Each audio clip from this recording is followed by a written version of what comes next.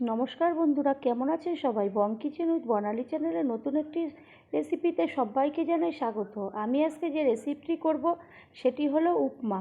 তার জন্য যা যা লাগবে আমি দেখাচ্ছি। প্রথমে আমি বাদাম, তারপরে কাঁচা লঙ্কা, গাজর, ক্যাপসিকাম, টমেটো, তারপর কারি পাতা, তারপরে চিনি, নুন, সুজি, এইগুলো নিয়ে আমি একটা রেসিপি উপমা করব। এরপরে আমি কড়াইটা গরম বসাবো, তার মধ্যে 1 চামচি ঘি দেব। ঘি দিয়ে আমি সুজিটাকে ওর মধ্যে দিয়ে ভালো করে নাড়াচাড়া করব, কিন্তু আমি গ্যাসে সিম করে দেব, ওটা আগুনটা বেশি দেব না। এরপরে ওটা একটু ভাজা হয়ে গেলে সাদা অবস্থায় আমি যেমন সুজি ছিল সেই রকমই আমি তুলে নেব, তুলে একটা বাসনে রাখবো। এরপর আমি কড়াইয়ের মধ্যে দিয়ে দেব সাদা তেল। সাদা তেল দিয়ে আমি কি করব, যে বাদামগুলো ছিল সেগুলোকে আমি একটু ভাজবো। বাদামগুলো ভাজা হয়ে গেলে আমি একটা বাসনের মধ্যে এগুলোকে তুলে নেব। এরপরে আমি একটা পাত্রের মধ্যে ওটা তুলে নিলাম। এরপর আমি ওই কড়াই তেলের মধ্যে দিয়ে দেব সর্ষে। সর্ষেটা ভালো করে ফুটবে, ভাজা ভাজা গন্ধ বেরাবে যখন, তখন আমি ওর মধ্যে দিয়ে দেব কারি পাতা। তো বন্ধুরা, আমার রান্নাটি আপনারা অনেকে অনেক রকমভাবে করেন। এই উপমা আমি কিভাবে করছি একটু প্রথম থেকে শেষ পর্যন্ত দেখবেন। আমি নিরামিষ পদ্ধতিতেই করছি। অনেকে পেঁয়াজ টেয়াজ দেয়, কিন্তু আমি পেঁয়াজ দিচ্ছি না।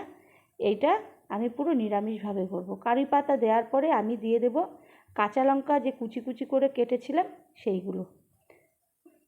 তো আমার চ্যানেলটি যদি সাবস্ক্রাইব না থাকে সাবস্ক্রাইব করবেন, পাশে থাকবেন, সাথে থাকবেন, বেল বোতামটি টিপবেন এবং লাইক শেয়ার করবেন। এরপরে আমি কাঁচা লঙ্কা দেওয়ার পরে ওটা একটু ভাজা ভাজা হলে আমি দিয়ে দেব যে গাজরগুলোকে কিউব করে কেটেছিলাম, সেই গাজরগুলো আমি দিয়ে দেব।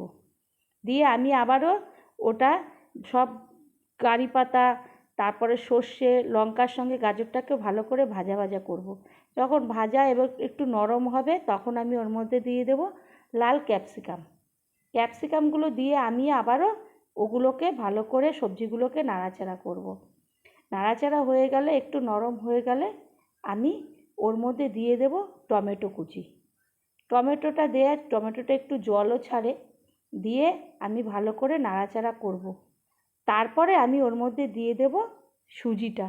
যে সুজিটা ঘি দিয়ে আমি একটু ভালো করে ভেজে ভেজে নিয়েছিলাম, সেই সুজিটাকে আমি দিয়ে দেব। দিয়ে ভালো করে নাড়াচাড়া করব। একটু নাড়াচাড়া হয়ে গেলে আমি ওর মধ্যে দিয়ে দেব লবণ। লবণ দিয়ে আমি আবারও ভালো করে নাড়াচাড়া করব। নাড়াচাড়া করে ভালো করে যখন ভালো করে ওটার সঙ্গে সব সুজির সঙ্গে সব সবজিগুলো ভালো করে মেশানো হয়ে যাবে, তখন আমি ওর মধ্যে দিয়ে দেব জল। জলটা আমি মেপেই দিয়েছিলাম, কারণ আমি 1 বাটি সুজি নিয়েছিলাম আর আমি 1.5 বাটি জল দিয়ে দিয়েছিলাম ওর মধ্যে। দিয়ে জল দিয়ে আমি ভালো করে নাড়তে থাকবো, যাতে সুজিটা না নিচে লেগে যায়, না দলা পেকে যায়। তার জন্য আমি ভালো করে নাড়াচাড়া করে ওই রেসিপিটা, উপমাটা আমি তৈরি করব।